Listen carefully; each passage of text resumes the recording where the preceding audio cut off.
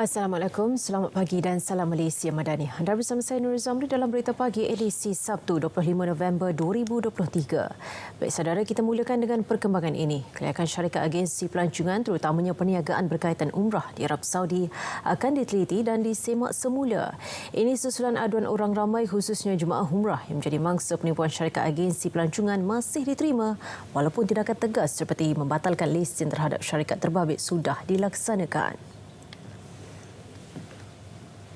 Menteri Pelancongan, Seni dan Budaya Datuk Seri Tiong King Sing berkata, timbalannya Khairul Firdaus Akhbarhan akan mengetuai jawatankuasa semakan terbabit dan membentangkan laporan lengkap dalam tempoh sebulan. Ini termasuk mengkategorikan syarikat yang benar-benar menjalankan perniagaan dengan baik dan sebaliknya serta laporan terperinci mengenai rekod syarikat berkenaan sepanjang menguruskan jemaah umrah. Selain itu, pihaknya juga akan mengadakan kunjungan hormat terhadap Duta Besar Arab Saudi ke Malaysia serta Menteri Haji dan Umrah Arab Saudi bagi membincangkan tentang kuota. Saudara, hujan lebat berterusan tahap buruk dijangka berlaku di beberapa kawasan di Kelantan serta seluruh Terengganu sehingga esok. Jabatan Meteorologi Malaysia, Met Malaysia dalam satu pernyataan memaklumkan amaran di Kelantan melibatkan kawasan Tumpad, Pasir Mas, Kota Baru, Jeli, Tanah Merah, Bacok, Macang, Pasir Putih dan Kuala Krai. Turut diramalkan hujan berterusan tahap waspada dijangka di Gua Musang, Kelantan. Manakala di Pahang melibatkan dua kawasan, Jerantut dan Kuantan dalam tempoh yang sama. Amaran hujan berterusan turut dikeluarkan bagi keseluruhan daerah di Perlis, Kedah dan Pulau Pinang. Manakala di Perak melibatkan beberapa kawasan seperti Kerian, Larut, Matang dan Selama, Hulu Perak, Kuala Kangsar dan Manjung bermula hari ini hingga Khamis. Sebanyak 699 penduduk terjejas banjir masih berada di pusat pemindahan sementara PPS di dua negeri pantai timur setakat malam tadi. Di Terengganu, 638 orang masih berlindung di 11 PPS di 4 daerah. 405 penduduk ditempatkan di 3 PPS di Kuala Terengganu, manakala 82 orang berlindung di 4 PPS di Kuala Nerus. Selain itu, 124 penduduk berada di 3 PPS di Marang dan 27 orang di 1 PPS di Besun. Di Kelantan, 61 mangsa masih berlindung di 2 PPS melibatkan 30 orang di PPS Sekolah Kebangsaan SK Wakaf Raja di Jajahan Pasir Putih dan 31 di PPS SK Tok Dih Jajahan Pasir Mas. 86 pemborong terpilih daerah DDW dan 162 peruncit terpilih daerah DDR di seluruh Terengganu diberi kelulusan untuk menyimpan barang kawalan sepanjang tempoh monsun Timur Laut MTL. Kelulusan diberi untuk menyimpan barangan melebihi 30% daripada had simpanan lesen. Pemborong daerah terpilih sebanyak 74 dan juga peruncit daerah terpilih sebanyak 160 yang telah kita berikan kebenaran untuk membuat simpanan stok tambahan sehingga pada kadar 30% daripada jumlah asal yang terdapat dalam lesen CSA tersebut. Jadi ini untuk memastikan sekiranya terdapat keperluan masa bencana ini di peringkat lokaliti boleh terus menyalurkan keperluan bantuan keperluan untuk pihak-pihak tertentu mendapatkan bekalan. Dalam pada itu, semua jawatankuasa pengurusan bencana daerah terlibat dengan banjir digesa segera menyemak dan mengesahkan senarai ketua isi rumah yang ditempatkan di PPS. Ia bagi membolehkan kerajaan melalui agensi pengurusan bencana negara DANMA menyalurkan segera bantuan wang ihsan RM1,000 kepada setiap ketua isi rumah yang terjejas. Lesen khas akan diberi kepada pemborong di negeri terlibat banjir untuk tambah stok simpanan barangan keperluan asas. Ia sebagai persediaan sekiranya bekalan barangan keperluan asas terputus di kawasan bencana.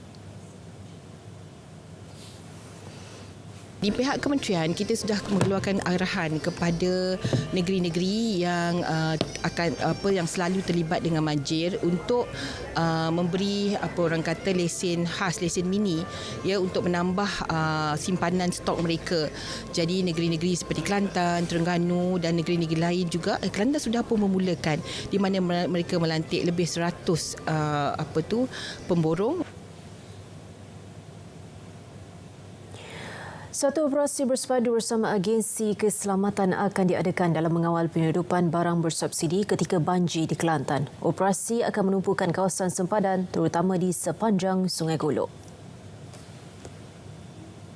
Sebenarnya kita telah set satu operasi bersepadu dalam awal bulan 12 ni bersama dengan ada 5-6 agensi yang akan buat bersepadu itu, terutama kita akan tujukan ke kawasan sempadan lah. Kita ada JPJ, kita ada custom, kita ada PJA, kita ada ATM pada masa itu. Tribunal Anti Gangguan Seksual akan mula beroperasi sebelum Januari 2024. Ketika ini, Kementerian Pembangunan Wanita, Keluarga dan Masyarakat di peringkat akhir mengemaskini garis panduan Jabatan Kebajikan Masyarakat mengenai pengendalian kes keganasan rumah tangga untuk dijadikan rujukan dan panduan kepada agensi berkaitan. The moment, if we are not able to hear that yet, they have other choices. The alternative is the Sexual Offences Act. Can go for criminal cases, but in our case, our Anti-Harassment Act, it is actually a civil case to provide for remedy for the victim. Lantikan Presiden, Timbalan Presiden dan 10 ahli jawatankuasa tribunal akan dilakukan dalam masa terdekat. Tribunal bertujuan menambah baik sistem perundangan dan pengendalian aduan gangguan seksual dengan cepat, mudah dan dengan kos minimum.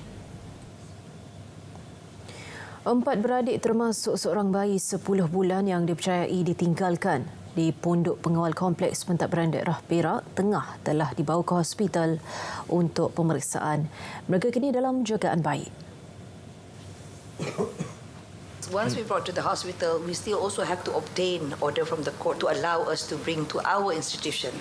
But they are already in safe hands. Thank you to the public who have been alerting me about this. Sebelum ini dilaporkan 4 beradik terdiri daripada 2 lelaki berusia 11 dan 3 tahun, bayi lelaki 10 bulan serta kanak-kanak perempuan berusia 6 tahun ditemukan ditinggalkan di hadapan kompleks berkenaan. Usaha reformasi dalam bidang ekonomi menuntut keterlibatan seluruh anggota masyarakat demi manfaat bersama. Perdana Menteri Datuk Seri Anwar Ibrahim menekankan signifikannya peranan gerakan koperasi menyokong usaha tersebut. Gerakan koperasi dilihat selari amalan demokrasi menerusi pendekatan merakyatkan perniagaan dengan penglibatan bermula dari akar umbi. Tidak mahu meneruskan cara parti-parti politik yang berkuasa menggunakan kuasa memunggah kekayaan untuk kepentingan pimpinan dan parti yang mereka pimpin. Maka apa kaedah pilihan? Kaedah pilihan adalah mengemukakan satu idea yang sudah begitu berakar pada budaya kita dan di dunia juga, iaitu dengan gerakan koperasi. Datuk Seri Anwar Ibrahim menyampaikan ucap tama pada Majlis Makan Malam Koperasi Keadilan Berhad KIRA di Ibu Negara. Didaftarkan Januari lalu, KIRA bertujuan menjana pendapatan melalui perniagaan untuk ahlinya selain manfaat kebajikan.